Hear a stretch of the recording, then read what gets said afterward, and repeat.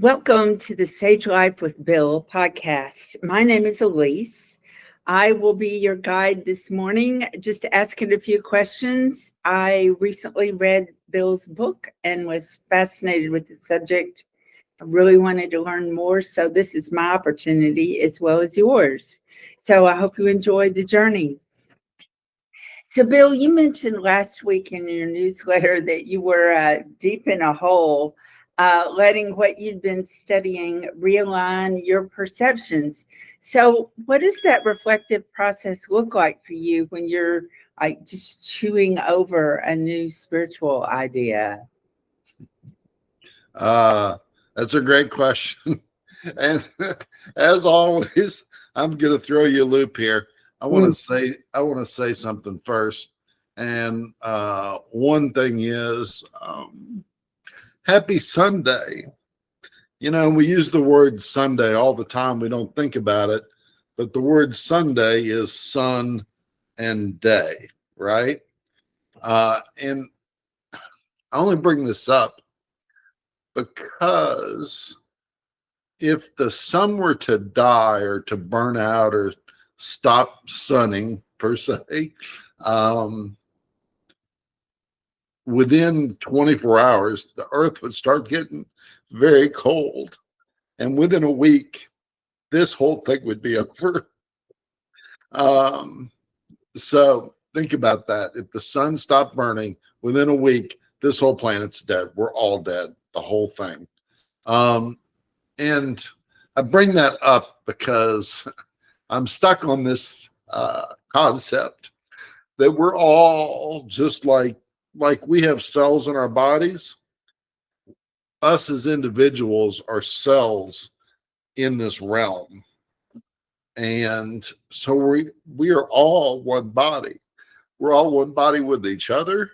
We're all one body with all of nature. We're all one body with all of the universe.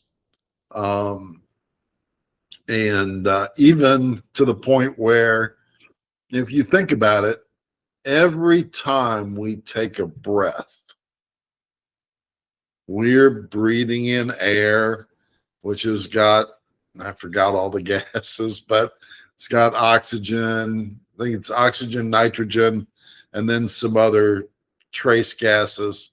And then we're breathing out carbon dioxide. And that carbon dioxide is absorbed by the plants. And that's, that allows the plants to grow. And then we eat the plants.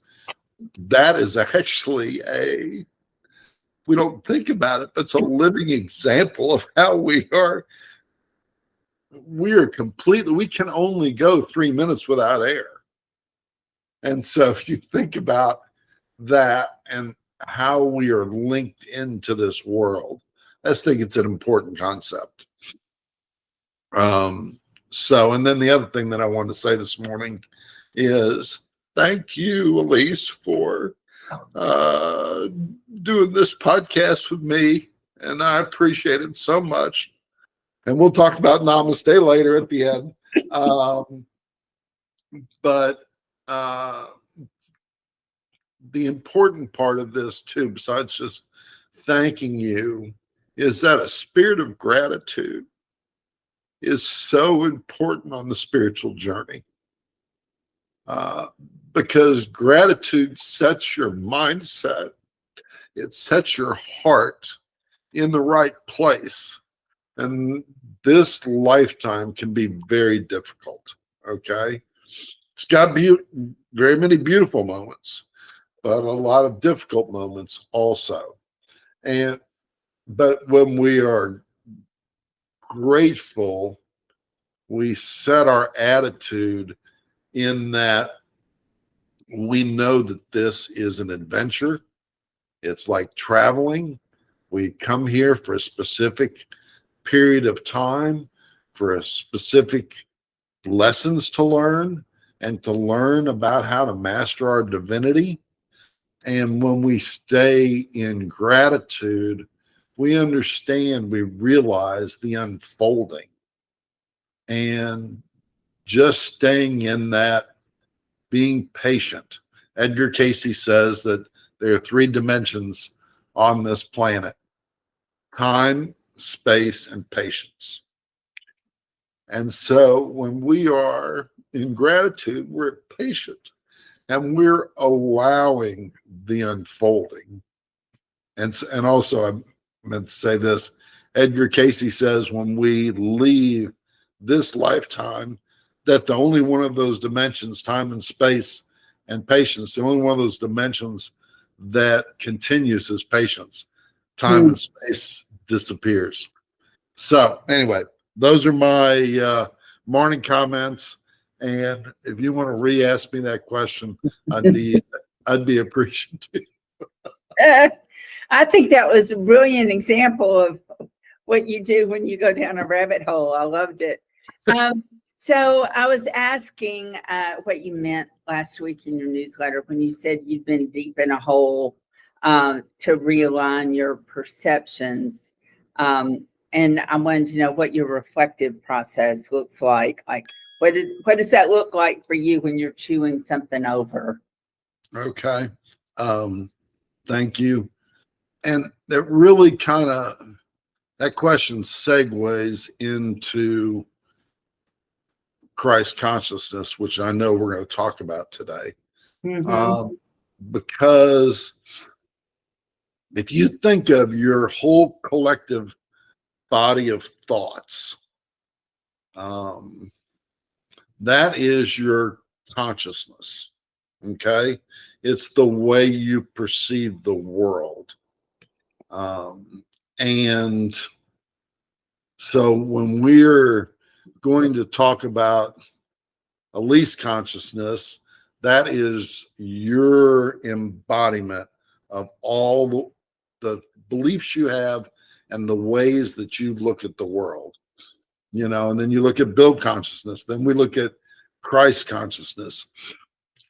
So if you remember on the spiritual journey is really a journey of subtraction. And we come into this world, we pick up all these false beliefs, and then the spiritual journey is to slowly let those false beliefs fall off so that and this I know I talked about in the story this last week, where we trust in ourselves, okay? And we're aligned with our higher self. So all this to answer your question, and that is on the spiritual journey, as you drop beliefs and you turn inward, okay, it takes time to readjust. Okay.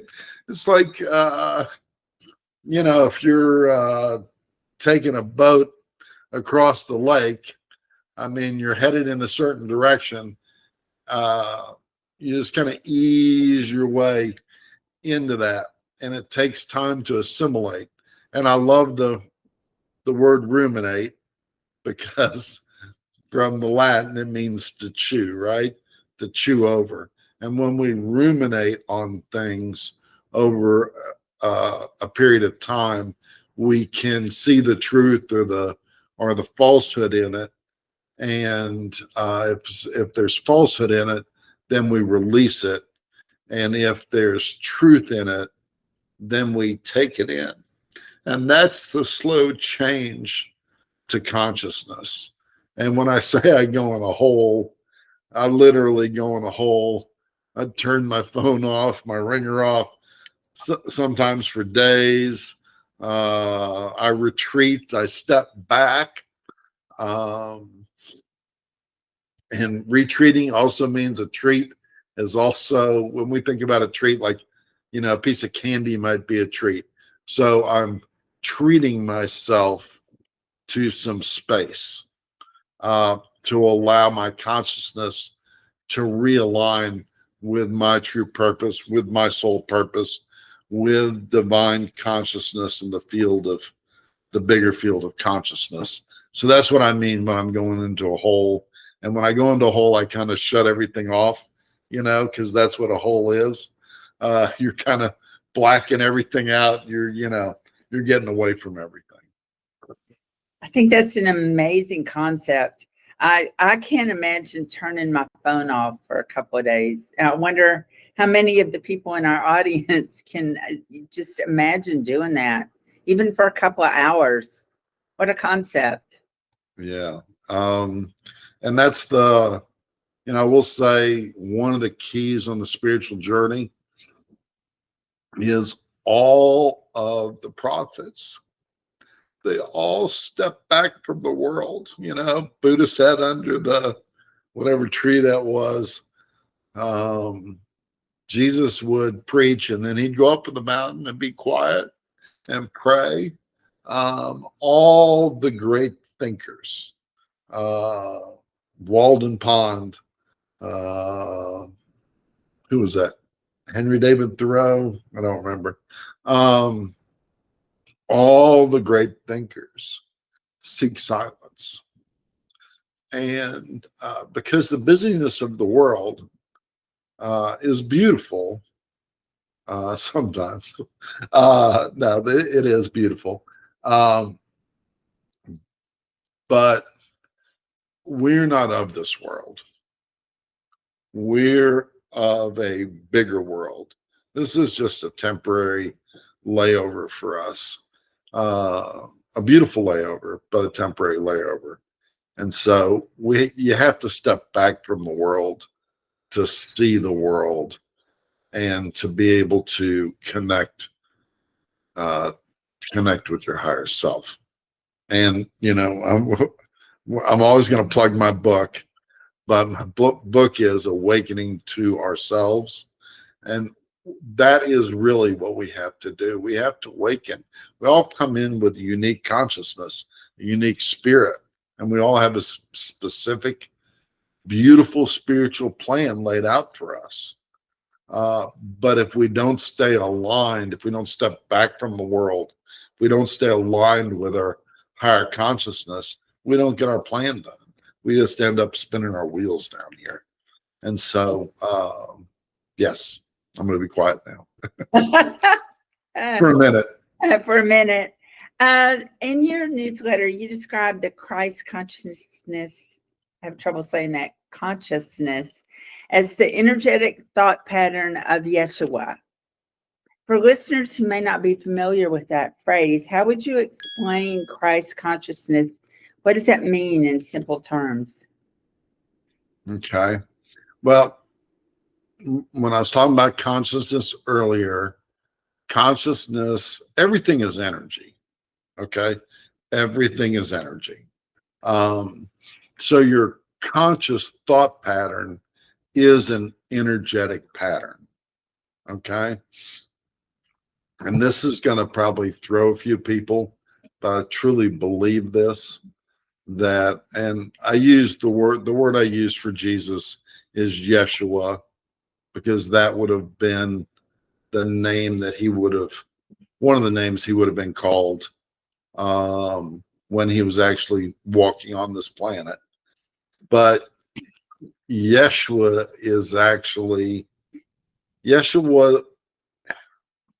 he's the Son of God, but he's the Son of God like I'm the Son of God and you're the sister of God or the Son of God, however you want to put it. That male-female thing's really not overly important. It is important, but it's not important. So the way he thinks, the way Yeshua thinks is an energetic pattern, but that pattern was actually, and he's a flesh and blood man / woman, just like you and I are.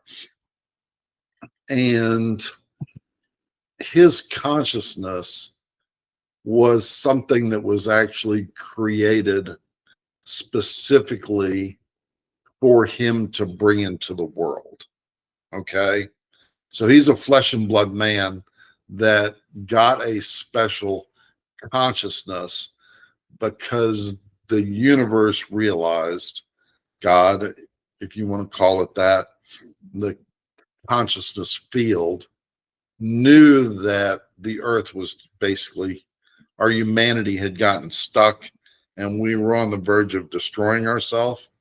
So Yeshua came in as a man and he agreed to carry the Christ consciousness. Okay. That was hard journey, obviously, right? Because he got crucified, among other things.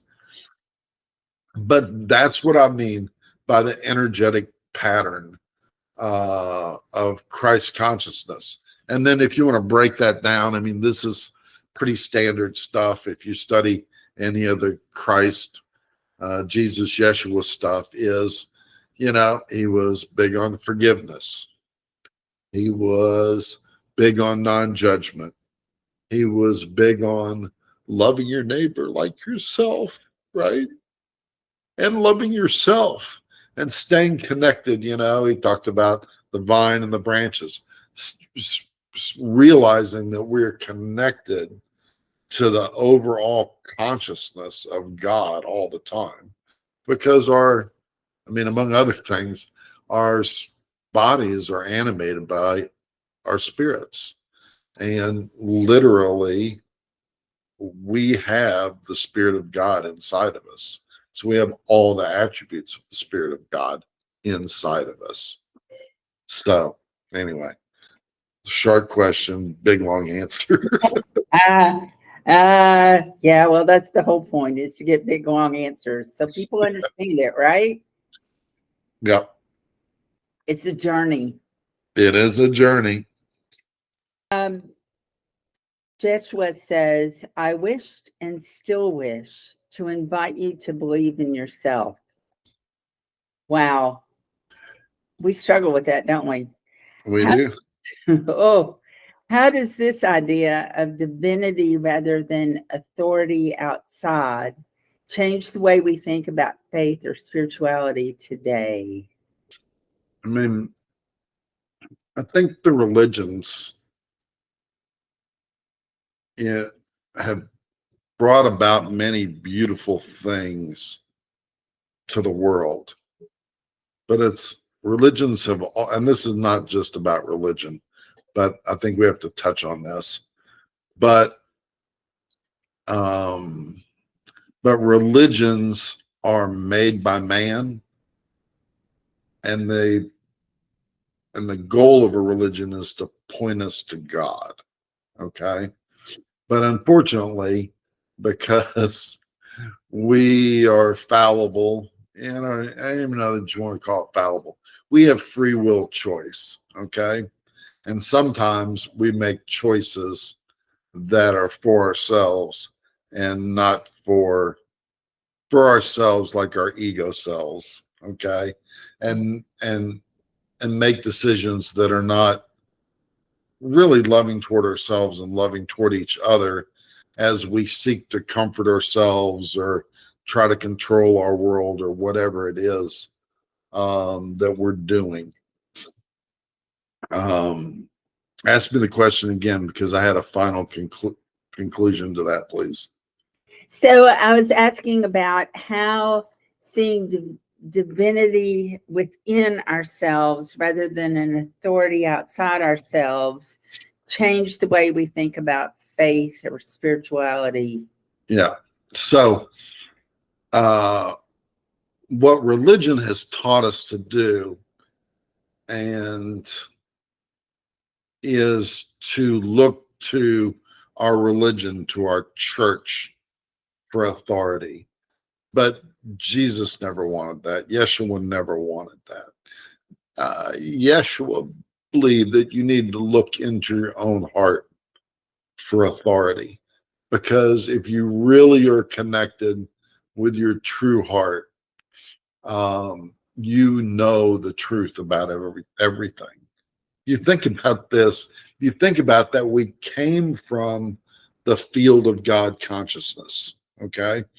Kind of the old Adam and Eve story, where everything was perfect, okay? And you come into this world in these little small vessels, these bodies, great big genie, it'd be a little lamp, right? That's what we are. We have all the attributes of God inside of us, which I talked about earlier. So why would we turn to outside authority when we have all the knowledge, truth, faith, love already inside of us? Okay. And that doesn't mean that other people, religions, books, teachings can't help bring this out, because the word remember, okay, means to put your members back together. And as you remember who you are, you put your members back together, you realize the power and the beauty that already resides in you. And you don't need to look for outside authority, because we're always in, well, I could say a lot of things here. We're put in lots of different situations, right? We can't always stop and seek outside authority. We just really need to seek our inside authority. I don't think I'm going to stop with that. So that means you have to trust yourself to know what's right, basically. Absolutely.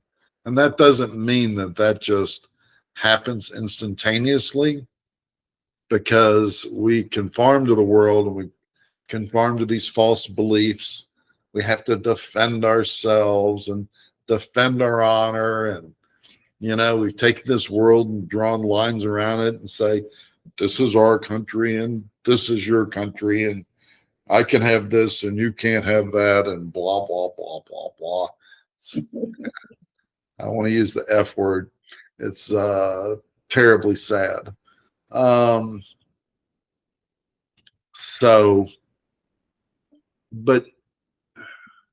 if you have the love of God inside of you, you're walking around with that, why wouldn't you use that? But we're taught not to. Okay. And so that's what we've got to do. We've just got to open up to that concept of God's inside of us. Everything we need is inside of us. Okay. So that's beautiful. Love that. So you wrote about transforming dark energy into spiritual gold, like going beyond light and dark. So what does that transformation mean to you?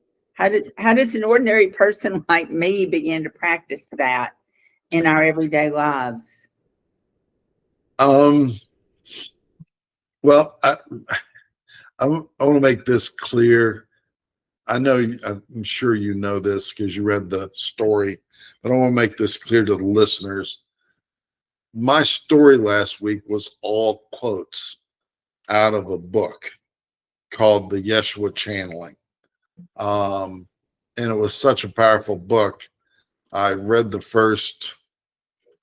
read 3/4 of it, but I took the first 60 pages and tried to condense it into 1,000 words, so people didn't have to read the whole book and they could get these concepts, right? So these are not my words. I completely believe in all the words I put on the paper, but they're not my words. Just so I'm not authoring somebody else's stuff, right? And this book that I took it out of was this lady from Netherlands, Denmark, someplace, up in that area of the world. She channeled Jesus or Yeshua through her. So these are Jesus's, Yeshua's words. Okay, ask me the question again now. So you wrote about transforming dark energy into spiritual gold. Yes. And I want to know how an ordinary person can practice that. Okay.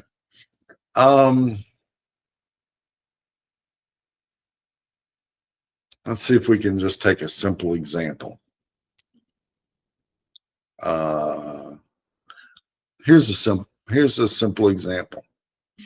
I was having a conversation with somebody a couple weeks ago, and they were hurting. Okay. And I was not patient enough with that person. Okay. I've been very patient. I think I've been very patient with that person in the past. And I said something that it wasn't wrong, but it was delivered in the wrong way. Okay. And that person reacted to me. And then instead of being patient, I felt attacked. And so I'm like, I'm drawing this boundary, and I'm like, I'm hanging up the phone. I'll call you in a couple days or whatever, or whenever. And so that was a good example of me, because I was not in control, fully in control, mastery of my emotions and my thought process. Instead of acting out of love, okay, I just reacted and tried to protect myself. Okay. And I'm pretty good most of the time, but like everything, something can get under your skin and you can react, right? So I reacted, and that is a case of me not taking my energies and using them appropriately. Okay. But had I said to that person, something along the lines of, I know you're going through a hard time.